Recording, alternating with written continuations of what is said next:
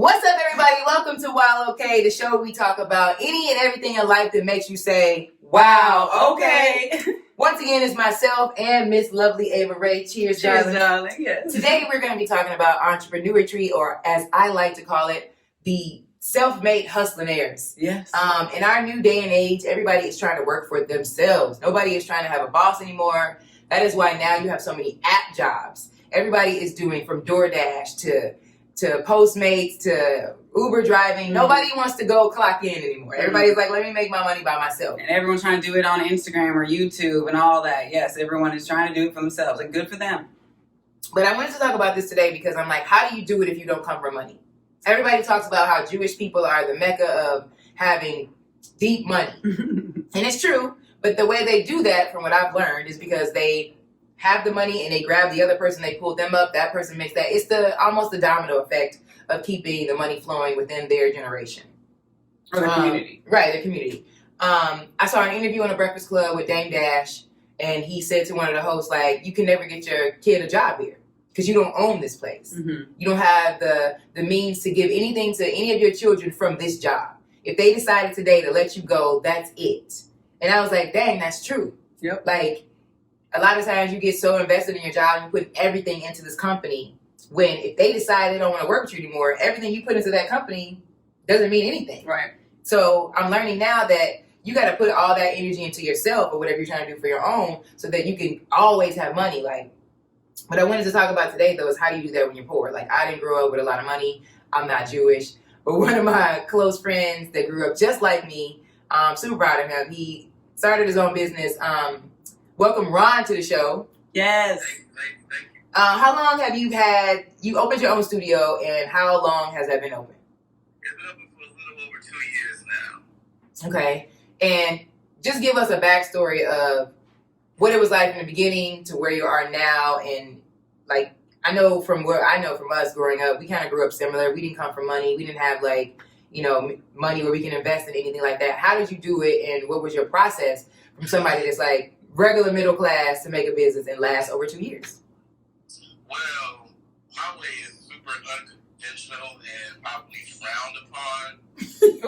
By who? Well, I mean, to the extent of basically, I spent a lot of time building up like my credit. That was like one of the things. Okay, Ooh. Step one, everyone, build Nobody up thinks your about credit. that. Oh, I know. My parents didn't teach me about credit, so I had no idea until like way too late. Wow, building up your credit, guys, is like step one. Okay.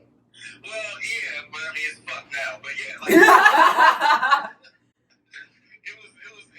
definitely got me in the door. You know what I'm saying? Like I had a couple of limits on some cars, and I was like, man, so backtrack. I worked for a company. I'm not gonna say the company's name, but the owners of the company. I worked in the restaurant industry. The owners of the company were around a lot. I see them a lot. One of them is kind of like Chicago famous. He has like famous friends and stuff, and they would come in and I would serve them. I was like the lead server. I trained everybody, so when I got like one of the high profile people came in the dining room, they would pair them with myself or one of the other trainers. And I would just notice that he'd come in and he'd just kind of disregard me. His famous friends, they'd be so nice and like approachable and thankful and grateful. He would, just kind of look like, whatever, nigga, gonna make my money. Like it kind of felt like that. So I had an idea for a while that I just didn't want to be in that position anymore. Because I'm like, man, y'all don't think he knows my name. Mm-hmm. I remember one time going in to like shake his hand, and he gave me like a fist bump. I don't want to spend too much time on him in particular, but I think just putting the idea behind me that I'm busting my ass, helping his dream out when I got into the service industry, so I could be like an artist, so I could do the music videos. Supposed to be flexible, that's the trap. Mm-hmm. It's supposed to be flexible so you can live your dreams, and it don't necessarily work out that way. Long story short, I had a bad day. I ended up putting my 2-week notice in, and at this time there was a manager that I wasn't seeing eye to eye with. I calmed down, talked to friends and family, and they were like, you should probably stay for a little bit longer. So I'm like, that. I tried to go back and send my 2-week notice, and he told me straight to my face that I should stick to my guns and quit. And at that moment, I was like, I'm good. I don't want to work for anybody else ever again. I got to figure out how to live on my own so I don't be in this position anymore. So, yeah. And how did that make you feel as far as, because I've been in positions in my life where you really care about, like you said, you know that makes money for you, and you want to be able to have the flexibility to be able to continue working towards your dreams, and you're giving them, this company, what they need, and they're profiting off of you by giving them what you need. To have somebody look you dead in the eye after being with them for X amount of years to tell you like you should stick to your guns, how does that make you feel? It made me feel like, fuck these niggas. Like, Right? But for real though, because I mean, and it's looking at it now, that company is in the place that I work. They're not in business anymore. You know what I'm saying? So I probably should have stuck to my guns and quit, to be honest. But for me, it's a slap in the face because I was above and beyond for them. I would come in on my off days to like run training sessions. I would go home and write quizzes for the people that I was training. So I was a little more involved than the average person that was just a server there. So for me, it was a big slap in the face, but it also put things in perspective for me. Like, you know what? If I go as hard as I am for these niggas for my own shit, I could probably make some noise. I could probably live off of it. Because I was spending so much time working on that stuff. I wasn't even working on my own music anymore. Right. Oh, yeah. That's the worst part. So that's the worst part. I feel like when working for somebody else just for money in an industry that you're not trying to learn from in order to create, like, it's different if you're a sous chef. You're working for someone, but you're also getting that experience, putting on your resume so that when you do open your own restaurant, you know what I mean, you have all that like as a background. Whereas, like for us in the art industry, when we're working as a server, we're not trying to be servers or managers or on a restaurant or any of that. So then you put in all this time and effort and energy into, being a great server, and they still treat you like shit. That hurts so deep. So deep. It's so deep. No, for real. And like the writing was on the wall. Like we had a management change. Now, again, I don't want to put too much time into this, but this was like the driver for me, right? So like we had like a management change, and that's kind of when everything started going downhill. And I remember like just the conversations, and if anybody works in the service industry, before you attack the floor, you must pre-shift, and then they talk to you about like the specials and the different things, and the pre-shift would go something like, you guys are terrible. Yep. It's not your fault. You guys have been trained so poorly that you don't know any better than me. I'd be sitting there, and the other trainer would look at you like, damn, niggas, like. But you just called us out because we trained them. Damn. I think we're doing a pretty good job, but whatever.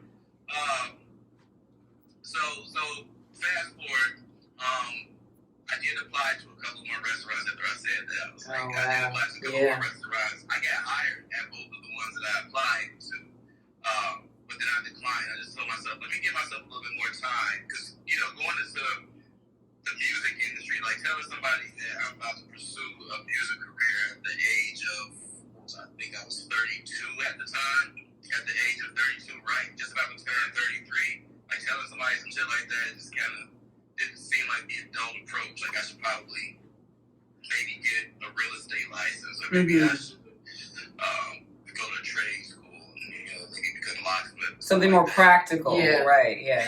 For my age. Yeah, socially acceptable for my age. Mm-hmm. For sure.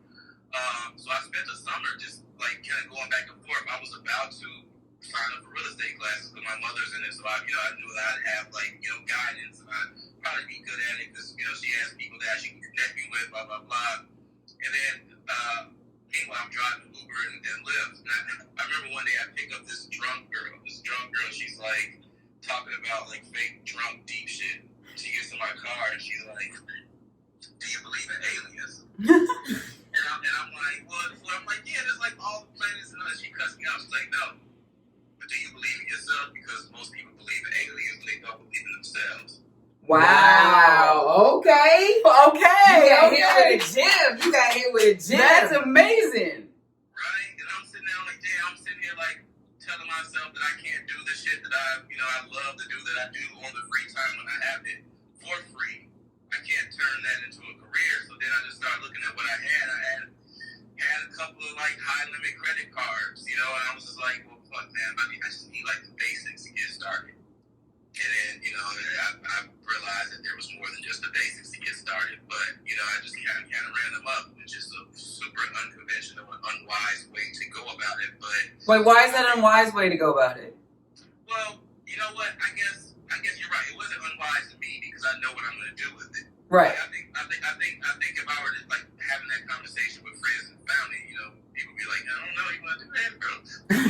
I mean, I think it's a. The idea is always like when you're trying to pursue something like this. The idea is always like, what if it don't work? Right. It's like I'm going to make it work. I don't really. There's no what if. I'm Right. going to figure it out at some point. But you know, to the average person, it's like, well, what if it don't? So that was that. It was tough hearing that.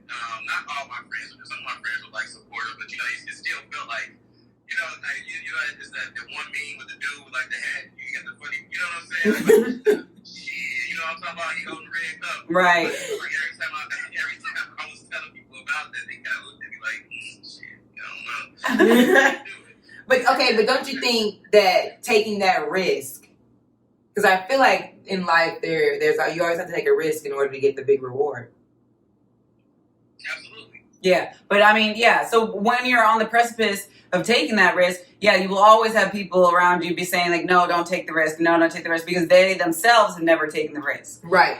You always want. I believe that Well, I mean, I haven't started my own business yet, but I believe that like if you are about to start your own business, you need to talk to people who have taken that risk, because they're the only ones who are going to for that one. Come on now. Right. The true advice. That's very true, because I feel like there's a lot of times. Shit, I remember when I was moving to LA. Oh yeah, every time any of us move to LA, they're just like, you're not going to make it. Everyone's trying to do it. Yeah. I mean, even now, I find it, you got to keep quiet, or you got to only talk to people that are within the industry or doing what you're doing. They're the only ones I believe that can give you the true advice. Right. But we went above the grain anyway. So but I like that you also you had a plan and that you worked out the money. Like, I think that's a great first step. He had said before that he got his credit up in order to, if you don't have the money. So one of the things we were saying is like that it takes money to make money, and if you don't have money, you got to get your credit up so then you can at least max out those credit cards. Is what you're saying, right?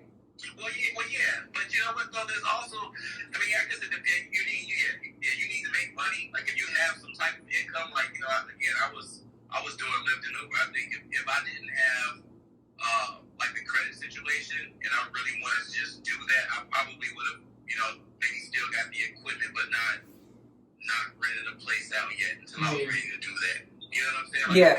I think there's ways you can still maneuver that. Even if you didn't have the credit with very little, because people are recording, people are renting studios out of their houses, out of their basements, out of their apartments. You know, that does exist too. It's just about, you know, using what you got, but being good at it too, so people actually want to spend money with you. Mm-hmm. Very good. Very good. So you decided to use your credit cards to look at spaces, and rent out a space. Now, how hard was that for you in the beginning? Well, he said you had to get your credit up to get a lease on the place. You can't use a credit card. No, my credit was already good. Right. Like this is the whole job situation. Like you know, and looking back at it, man, maybe I could have redone it. But yeah, my credit was decent. It was decent. I was actually looking at buying like a building. That's, you know, like, Oh yeah, I remember that. all of this hit the fan. And Wow. I got it. Yeah, you know. So I mean, there's some other parts of the story. If I could do it all over again, maybe I would have still got the building first, you know. But I think I'm gonna be able to, you know, buy one eventually, and it'll be nicer than what I would have been able to get back then. Mm-hmm. And I just, you know, I don't know that I would be where I am today had I stayed waiting tables so I can do that. Right.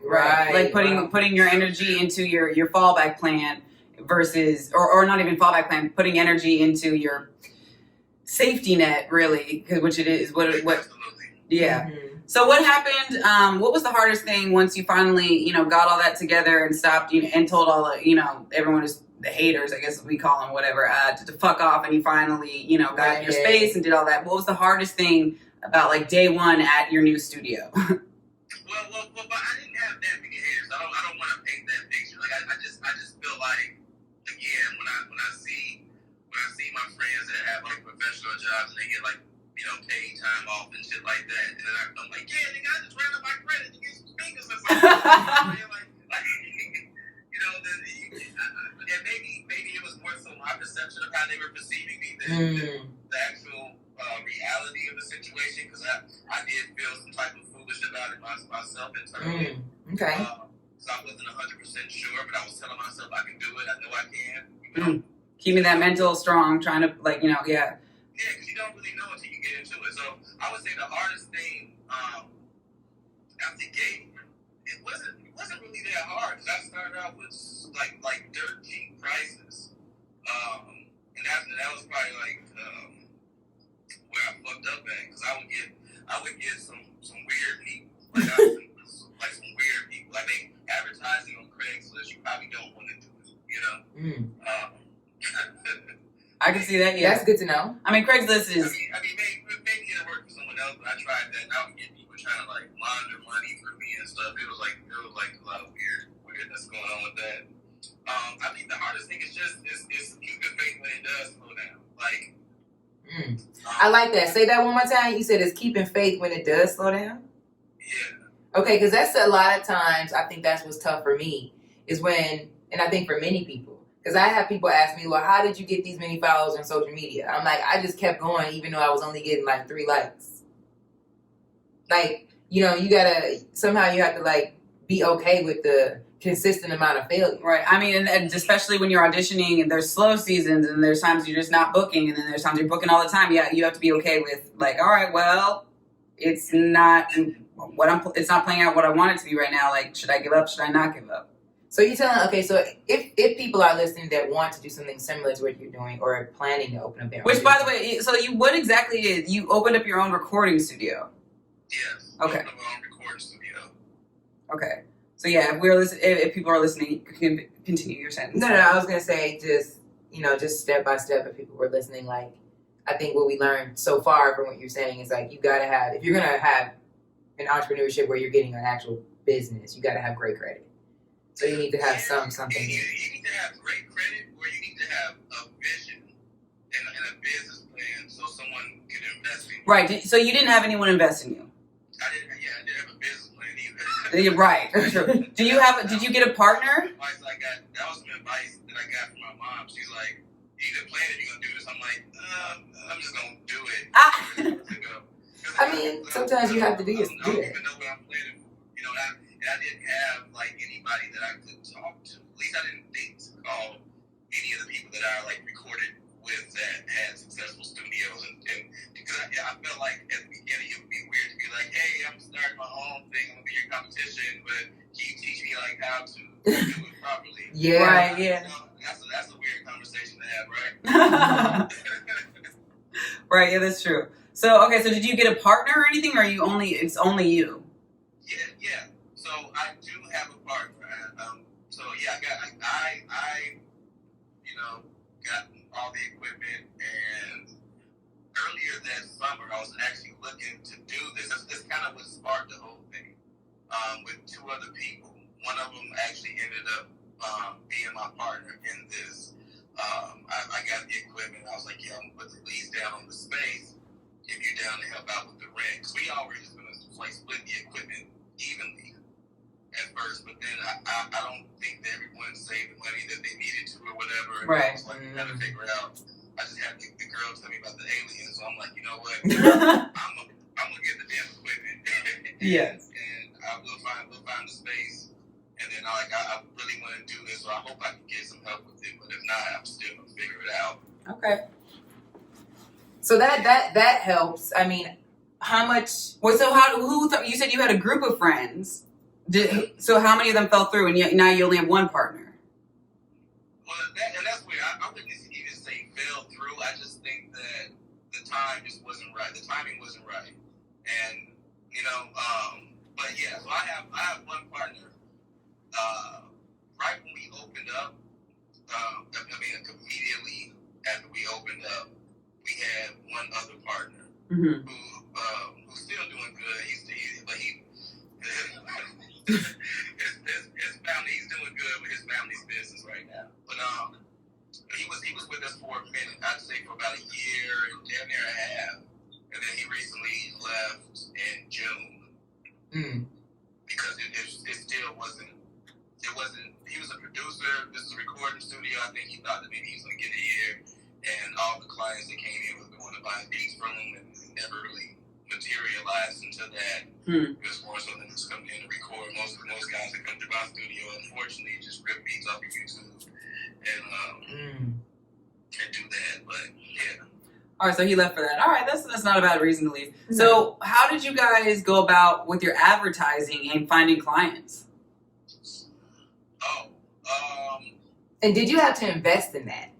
Yeah. Okay, that's because most people want to know, like, if you are doing this, because I don't want to paint the picture to people that are listening that you just have to have a good credit. You had a bunch of credit cards, you met some friends, y'all found a space. And what was the exactly. I wanted to know, like, what was the expense like, and what were you doing to keep money in your pocket while you're investing in all this? Because keep in mind, regardless if you had credit cards to do this, you got to pay those credit cards back. Right. Yeah.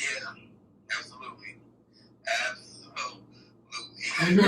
So I'm like, I want to, like, get down to the nitty-gritty of what it feels like to be at that place. Yeah. Because you can paint a picture. Like, when you ask someone how they became successful, people always give you the blueprint that sounds so simple. I don't know how many times I've asked another comedian, like, what did you do to get this? And they go, oh, I just kept going. And you're like, that's great. I've been going. But they're not talking about what they felt. Like, how was it? Did you continue working Uber? Did you struggle a little bit? Did you still live somewhere else? Did you live at the studio while you were doing that? Because you still have to pay rent. Yeah, and also, my biggest thing is, how do you find those clients, and how do you keep new clients coming?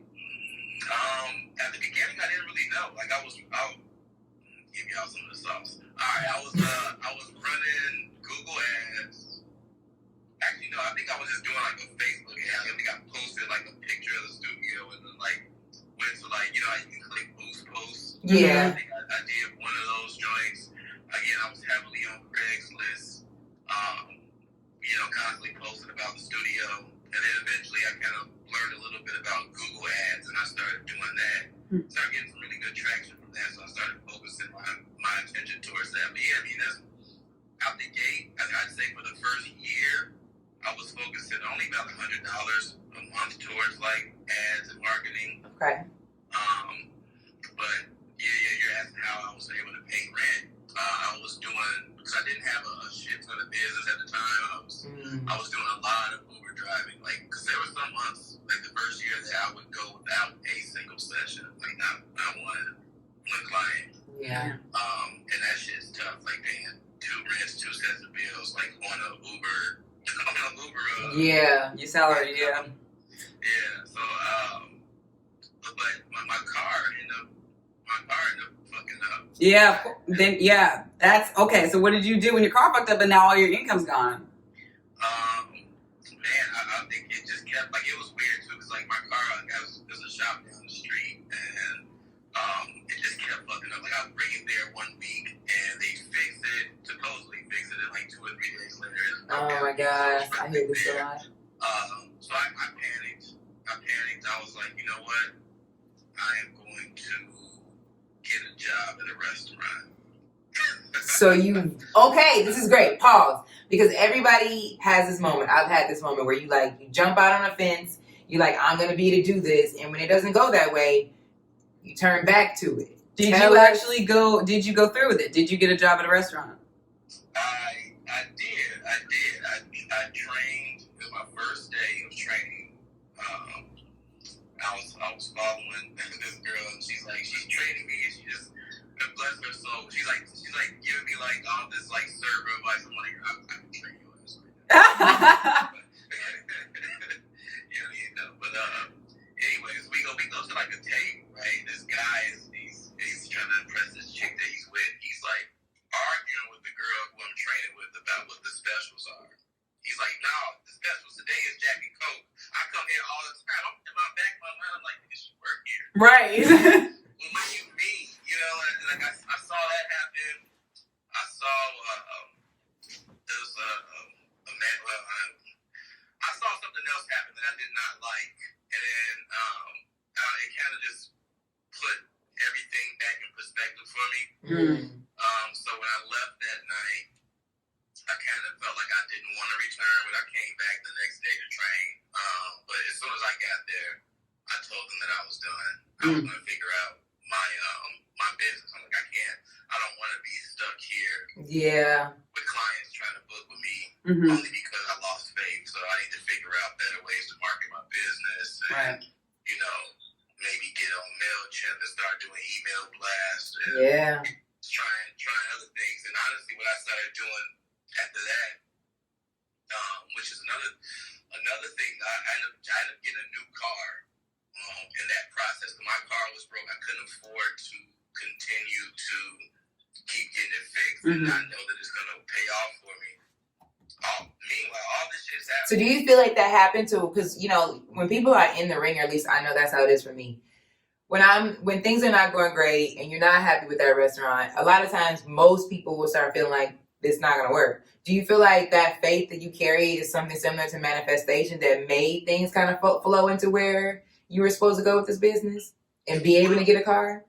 Well, yeah, because I even tell you this part. So the entire time that this is happening, like, because my car was in an accident like a month before that.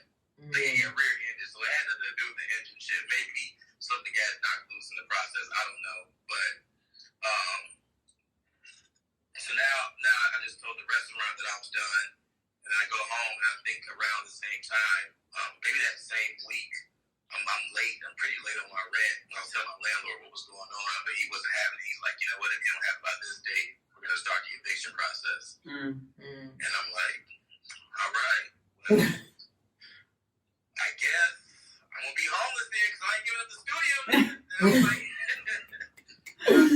I just started reaching out to people, like my friends, to just see if something did hit the fan, would I be good there? Because the last thing I wanted to do, and I knew that it was there, but the last thing I wanted to do was go home and live with my mom. You know what I'm saying? Like, can't be in there. So I had a Planet Fitness account. I'm like, I can go shower there.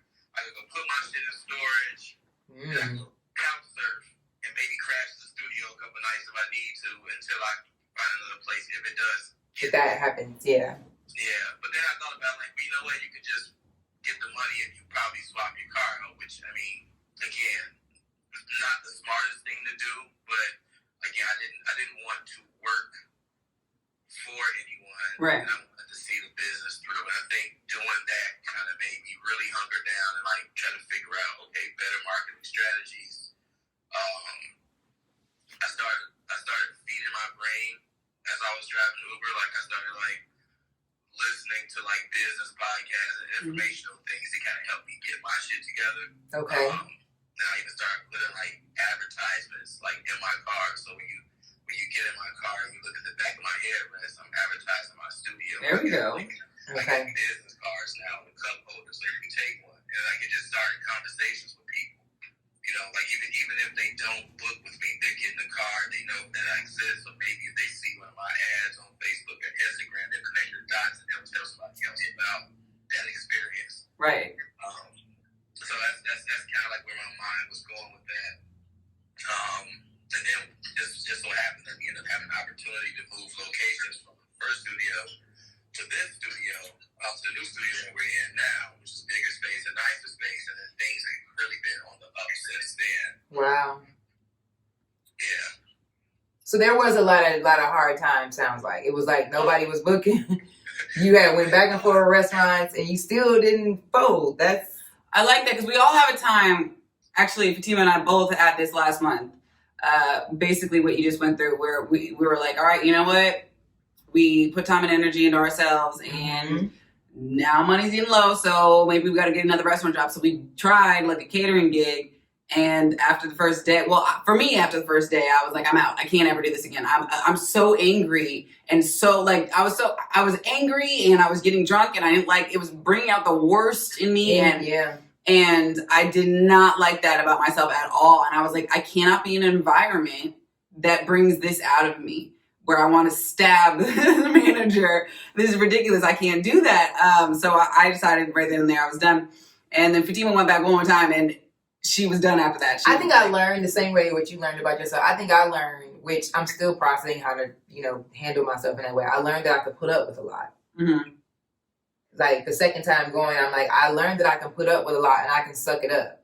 So I was telling myself recently, like, well, you can put up with what you're trying to do for yourself and suck it up. Right. But there's a breaking point, and it's also like you can suck it up and you can deal with a lot, but you need to do it in the right way.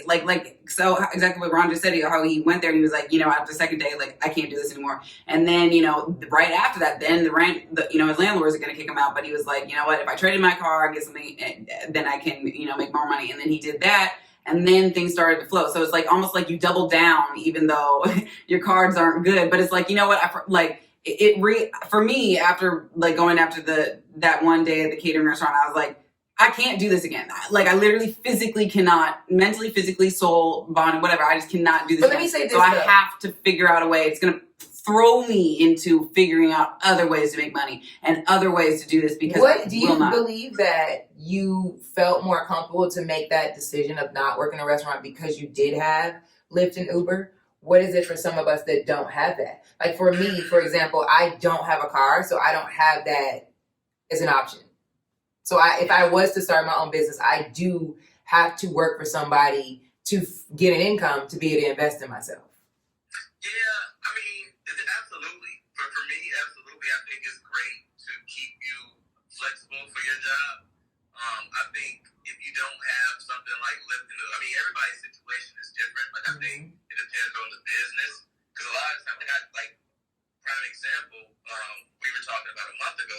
My car was randomly blessed by a U-Haul truck. My parked car, matter of fact, was on the street, and a U-Haul truck smacked it, and I couldn't drive for like the month between Thanksgiving and Christmas, pretty much. So I had to get kind of creative with my business, and I think those moments help you. Like, I think if you're hungry enough, you'll figure it out. I think that's it. You text everybody in your phone. You text everybody in your DMs. You know what I'm saying? You run ads. There's so many different things that you can do to get business. If you want, I wasn't gonna get evicted again, or not again, but not be back in that position. So I ran ads, and it was a good time. I guess my car would get hit since there was Black Friday, since there was Christmas, since there was like. I was like Target. I had Black Friday sales. Oh shit, we got Christmas sales. Oh shit, we got the end of the year sale. We just kind of ran that. Yeah. All month and was able to make it work. And those ads, you said they were like on Google and on what else? Google, Facebook, and Instagram. And I think, anybody that has a business, it's really important that you learn like the back end of like running ads on Facebook Manager. Like, don't just boost your posts. Like, actually figure out audiences to market your shit to. Okay. Ooh, and how do you do that? You gotta test them on the different audiences or whatever. Yeah, you gotta spend money on testing them, and then see which audiences are performing better. What you got. Very interesting. Good to know. Yeah, and then you just narrow it down from there. Yeah. There's a podcast and like a website that I strongly recommend. They're not paying me to endorse them at all, but I think the guys over at Entrepreneur, they have like a really good fan finder method. They'll teach you it. I think maybe I call it a deal. I pay like $9 a month to learn their way to work like Facebook messages. It's not bad at all. You said it's Entrepreneur? Entrepreneur, and it's a podcast? They have a podcast. They have a YouTube channel. I believe the website is entrepreneur.io or something. We'll put it in our link for people to be able to like check that out. Yes, definitely. Okay. So I'll get that info from you later, but yeah. But there's like you come out of those moments, and then now you have more clients. Even when you do get your car back or whatever, it's like, okay, now I got more business and I have a better business sense now. Seeing that maybe sending out a weekly newsletter kept my.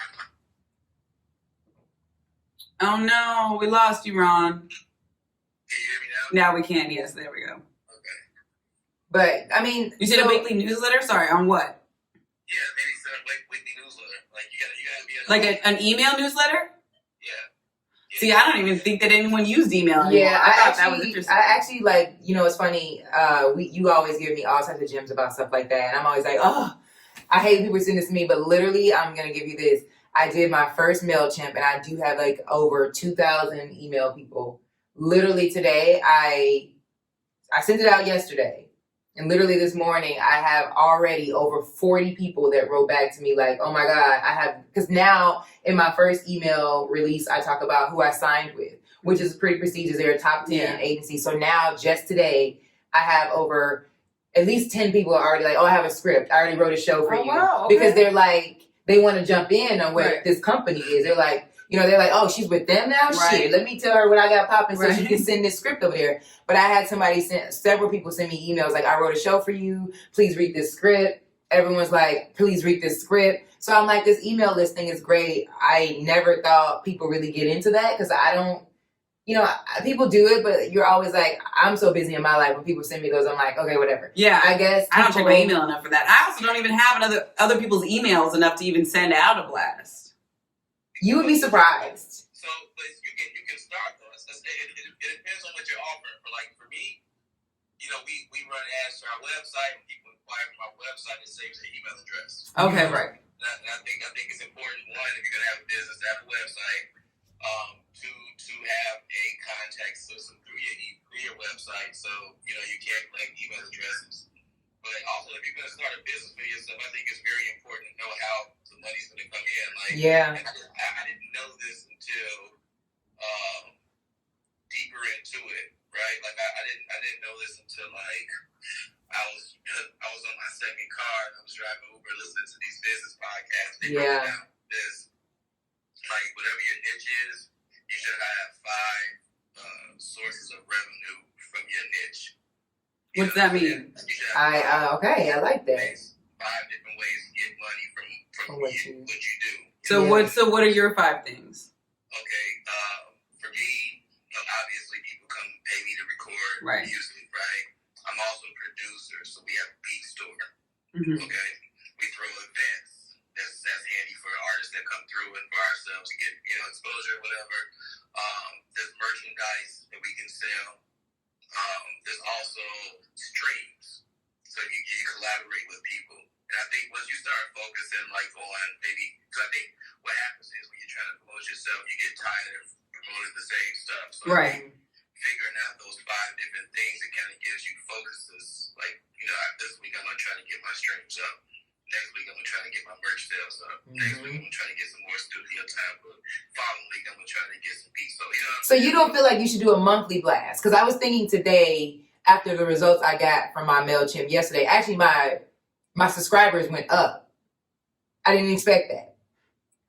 This morning, I looked at it, and it was like, it went from, I think I was like at 1,700 people that I had, it went up to over 2,000 to the point where MailChimp was like, "Yeah, bitch, you got to pay for this now. Oh no, you got too many people." So I was thinking I sent out yesterday. I was like, well, this morning I was like, well, shoot, I should start sending out about the podcast. I'm like, but is it too soon? Should I wait till February? You believe it should be a weekly process, or? What's going to happen if you send something out today?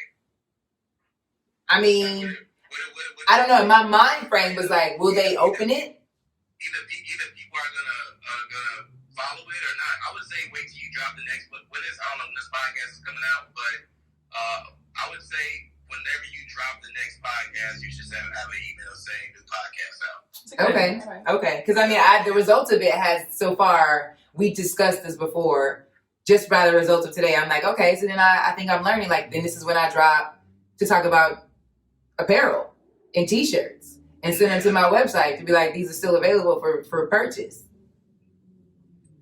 Because some of the people that reply back to me are people that I haven't spoken to in years, and I'm just like, wow. I can't believe they check their email like that. I mean, but just the results of it, you don't expect it. I think a lot. That's one of the things we talk about a lot. Is my faith and stuff is not the greatest. I'm always like, it's not gonna work. We always argue about this. I'm always like, it's not gonna work. I don't want to talk about it. I have to argue with but I have to argue with her about that too. She reminds me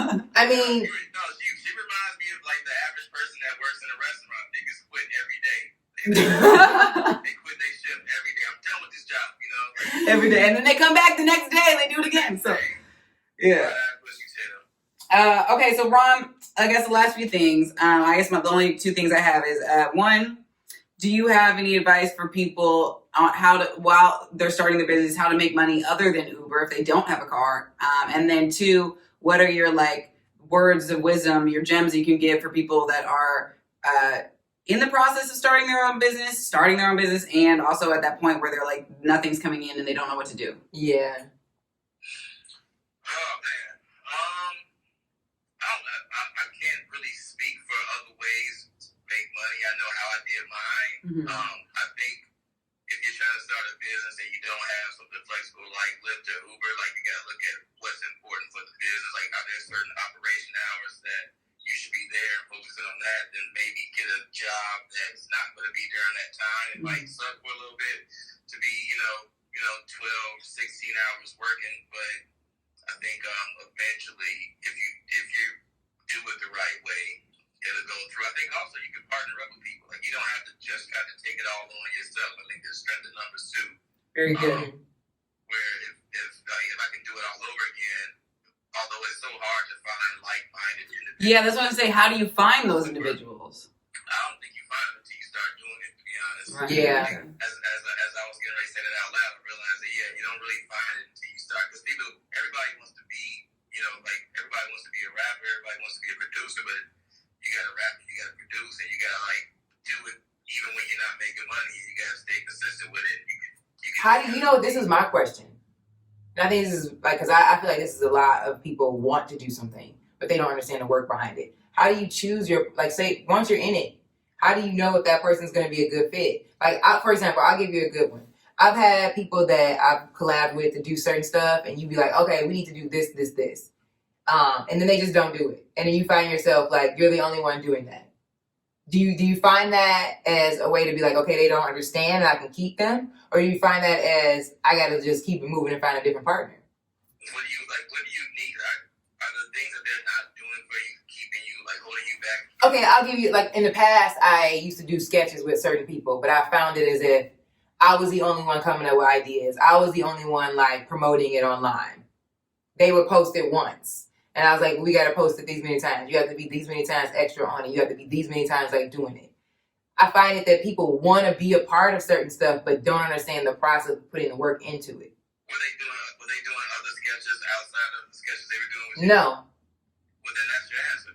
Okay. I think people that are serious about it, you'll see it in their work. Right, okay. Because I'm helping people understand how to choose. Because you can always have somebody next to you that or a is, friend or something, or whatever, and it's how do you go about that? Did you talk? Did any of the people in your circle, did you have to talk to them about it? Did you have to push them further? They have to learn from you, You know what? I would say this. It's funny that you bring it up. I think, yeah and no. Like I said, for me, this was pretty much kind of a Ryan project. Although I did have help from Ryan and from Drew, definitely starting out. Ryan really came into his own recently. He's like, I'm gonna start doing. Ryan's my partner, by the way, at the studio. But he recently came into his own.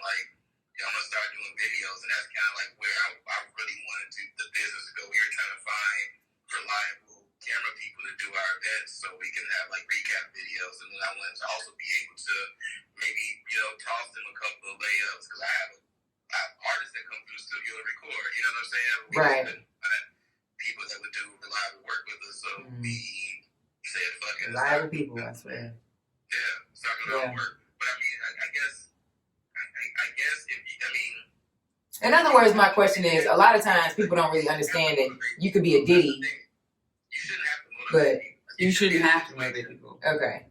Yeah, you shouldn't. But you got to motivate someone. You can't give someone drive. You know So what I'm saying? true. Yeah.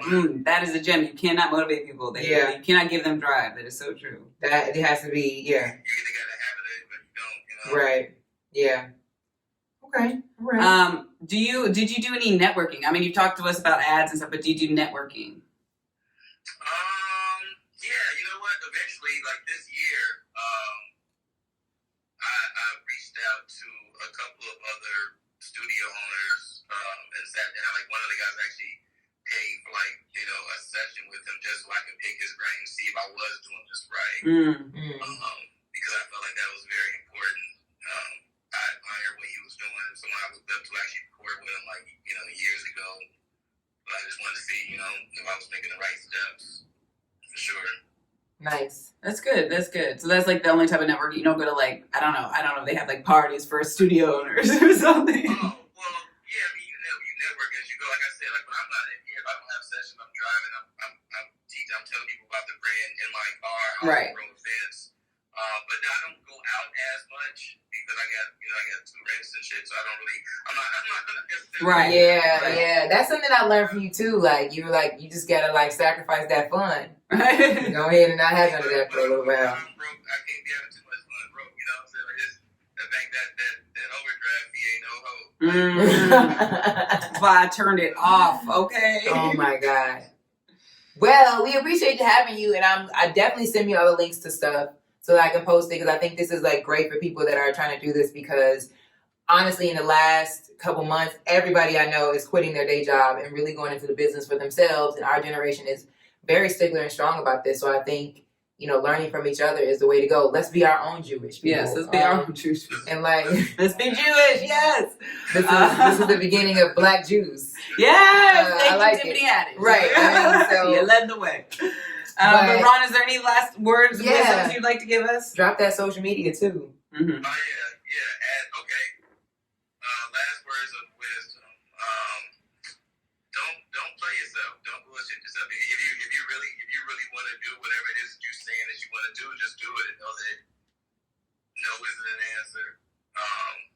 Money is going to be an issue for most people out the gate, but I think in trying to find out how to get the money, you'll end up in a better position in the long run, if that makes any sense. Yes.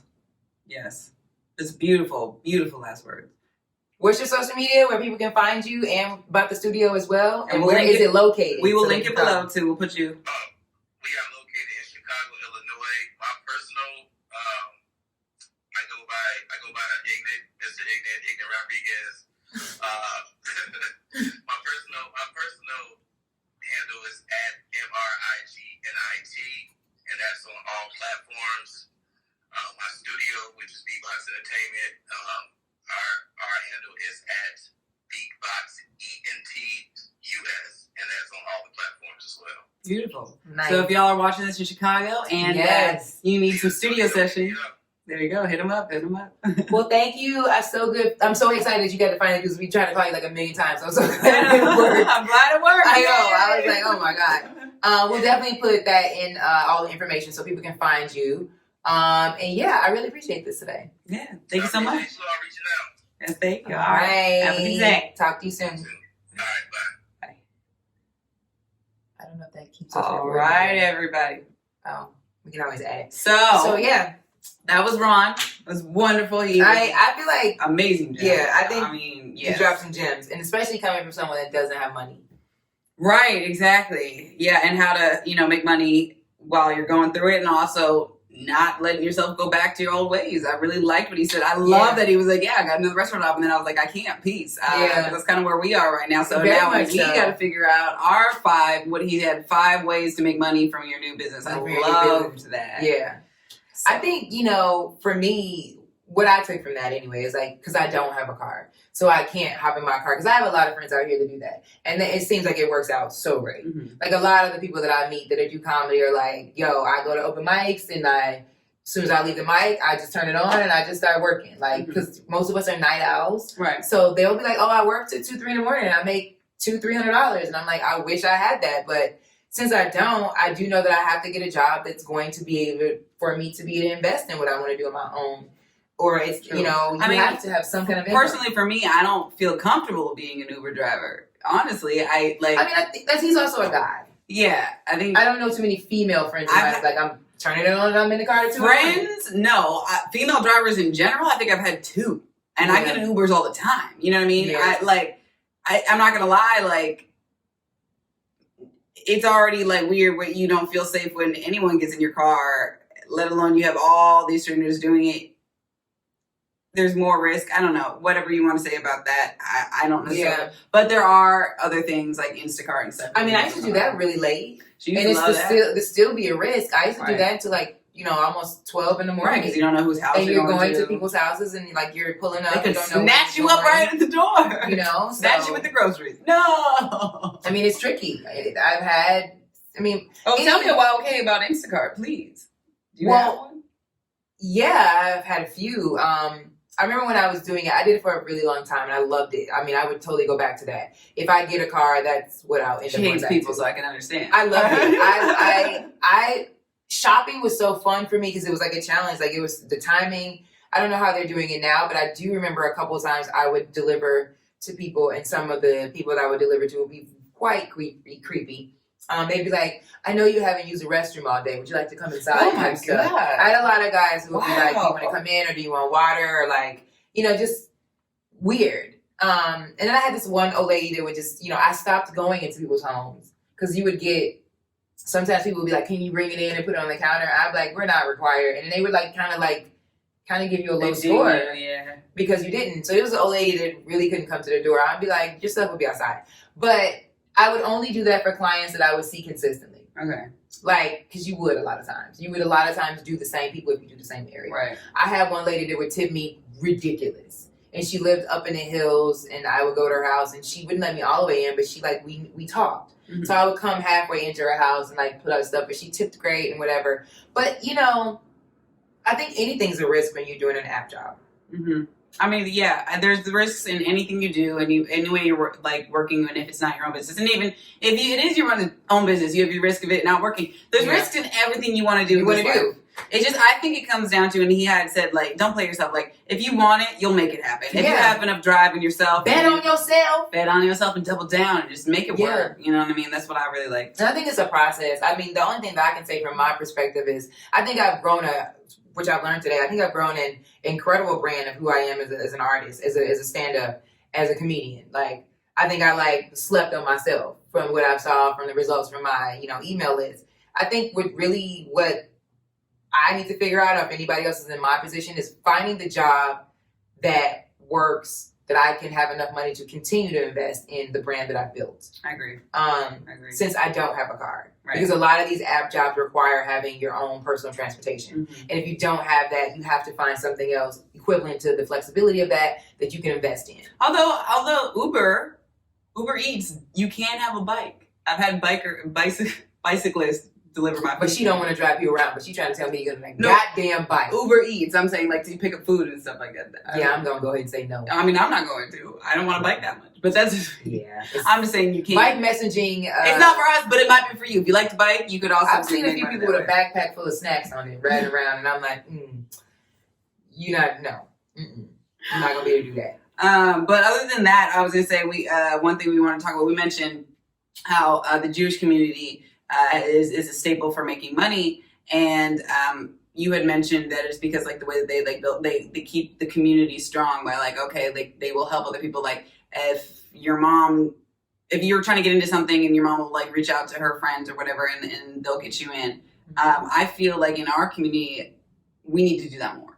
I feel like helping each other out and grow. And I think that's why, especially for women, I don't know why we're not that great at that. I don't know why we feel so there's so much competition between us, especially in this industry specifically, because it's really not up to us. If you have two girls that kind of look similar at an audition, you shouldn't be mean to each other, because that's not going to do anything. Your guys are going to get picked by whoever you are, and if you work well with that, I think that's director, producer, and all that stuff.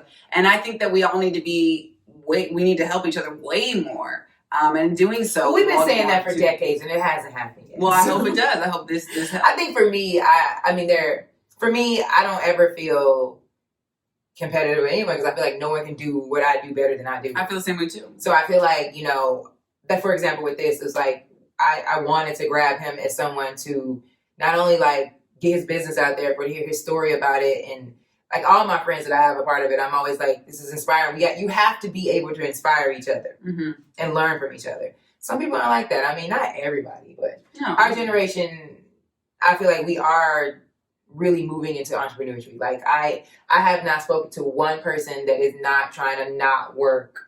And what's kind of funny is it's kind of like someone else. It's kind of like it's come around because like not even our parents, but well, a lot of people, your parents or even like your grandparents came to this country and started like a restaurant or something, or own a shop or something like that. So that was their form of entrepreneurship. Now for us, that seems small, like just one store, owning a liquor store, or owning a grocery store, or a side market, or, having a restaurant seems so small. And we've seen how like, they have a lot of troubles in keeping it going. But that's what their dream was, and that's what they were all doing. And now we're trying to do the same thing in a bigger sense. Right. Because now that we have like the internet and social media and all this stuff, it's just like, it's booming. So we figure out different ways. And so I think that's kind of cool that we're like taking it on in our own way. And and I think social media is it's a big platform for people to be able to sell different things and to meet more people and to connect with more people. I believe it just has to be in a way of how do you use it? What's the best way to do it? And that's what I wanted to like display today, because there's a lot of people that have the idea and want to do it but don't know how. Right. And I mean, we didn't know how. I learned a lot from Ron. Okay. Yeah. Him and I talk all the time. He's been my best friend for so many years. Jesus Christ, we've known each other since 2008. 12 years. There we go. That's beautiful. So when he, and it's funny because he was like, "You're more inspiration than me when you were like doing it." I'm like, I don't own my own business. Yeah. But I mean, no, it's super, good to learn from your friends, to have friends, to be there when you are going through certain stuff Right. and certain things. But I think the last thing I want to end on, because we didn't really touch on this too much, was manifestation. Also in mindset. Ron talked a little bit about this. He said, don't play yourself. Like, if you want to do it, just do it. And also like when you start questioning yourself, for me, I'm kind of like him, where like, if I question myself and I go back like to the catering gig and I was like, I can't, that forced me into being like, okay, if you can't go back, you have to go forward. What are the ways to go forward? There is no back. Yeah. I really like that. So that keeps my mindset strong. But other people, like other people may not have that sense of push forward. So I think manifestation is a good thing in that, and that is sitting down and visualizing what being successful in this career or this business that you're putting on will look like to you at the end of this year. Like, what does success at the end of this year mean to you, and how to get it? And when you sit there and you think about it, then you can you put those ideas out, then you speak them out into the universe, and then, it just like the world kind of just gives you a path, if that's what you're meant to be on. And I think that's really true. I'm very much about manifestation and mindset, though. Like it's this everything always seems to work itself out. Yeah. But I'm gonna speak from a broke bitch perspective. Sometimes when you don't have another outlet to be able to make money, and you don't have income coming from somewhere, you don't have like, a boyfriend, parents, whatever to help you, it's a lot more difficult. You definitely find yourself in a place where you're like, I can only rely on myself. High stress. Yeah. So it does make things a lot more difficult for you to figure out how it's going to work, because manifestation is great and everything, and I'm all about it. But if I said I wanted a sandwich right now and I manifested it, I'm pretty sure nobody was going to knock on the door with the sandwich. I had to figure out some kind of way to put myself in a position to get the sandwich. And if I don't have the resources to get there to the sandwich, that's going to make it a lot more difficult to get. True. I mean, manifestation isn't magic. We're not saying that. I'm just saying, like, if you think in your mind you really want a sandwich right now, if you don't, I'm not saying like it's going to show up at your door. I'm just saying, if you think about it enough, you're going to find a way to get it. If that's all you want, you will find a way to get that sandwich. Now, I have these moments, in my broke bitch moments, where I'll be like, I parked in this lot and I didn't realize how much money it was. I'm going to find a way to not pay for this parking thing. And I will, in other words, if you put your mind to and how to go around it, it will work its way. The last time that happened to me, I was at an audition and I went to the lot that they told me to be in Culver City. So I had driven like 45 minutes to get to this audition, and I parked in the lot that they told me on the audition, and then they said, oh, sorry, that's the wrong parking lot, we don't validate for that. And I was like, okay. And also when I got to the audition, they were like, yeah, we also cast everyone already, which is funny because I was like, did they cast any black girls, any curly girls? And they're like, no. And I was like, well, then why'd you have me come here? You're definitely paying for my ticket. Anyway, so I ended up like charming the front desk lady or whatever, and they were like, okay, we'll try to do it, we'll call the guy. It wasn't working, whatever. But I had manifested it so hard in my head that I walked around to the other building, they're like, we don't validate. And I was like, it's still gonna happen. And I put in my ticket and it wouldn't read it. So I had to call the lady. I was like, it's not reading it. I'm sorry. And she let me up for free. So like in weird ways, if you think about it enough and you want it enough, you make it happen. You make it happen. And you'll find a way. So that's my last word on this. And I wish everybody the best of luck and the best of prosperity in their entrepreneur. Happy Entrepreneurship. Wait, what did you call it? Your hustle Self-made hustlenaires. Self-made hustlenaires. Well, this has been another episode of Wow, Okay. I hope you guys really got informed. This was like a really serious episode. one. Yeah. My name's Fatima Talia. I'm Ava Ray Walker. I'll talk to you guys later. Bye.